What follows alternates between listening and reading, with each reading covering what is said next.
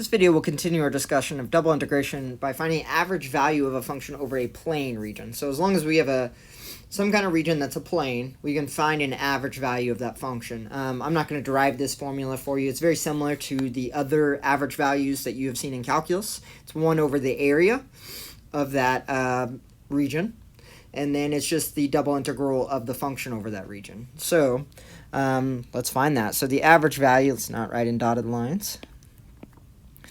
All right, the average value is equal to 1 over the area of R. Okay, the area of R is just that rectangle. It's nice. So we get a 15 over our region R of our function 9 minus x minus y.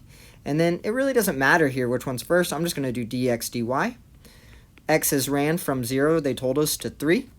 Y is ran from 0 to 5. And I'm going to run that integral. So I got 1/15 times the integral of y equals 0 to y equals 5.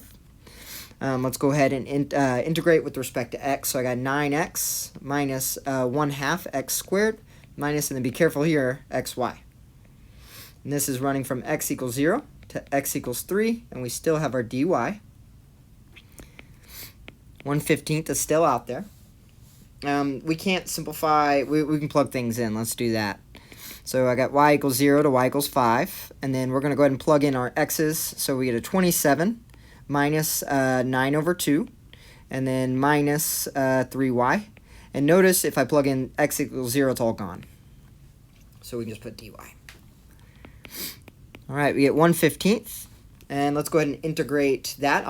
We could add the 27 and 9/2, so I'm just going to leave it the way they are and then do that in the end. So we have 27y minus 9 over 2y minus, okay, it's going to be 3 over 2y squared, and we're running from y equals 0 to y equals 5.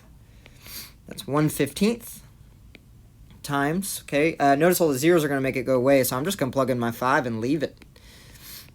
9 over 2 with the 5 minus 3 over 2 with the 5 squared. You could plug this all in your calculator and get a nice decimal out. I'm just going to leave it there because that looks like a great thing you could plug into your calculator. I also don't have my calculator out. So I trust that you can get to that value there.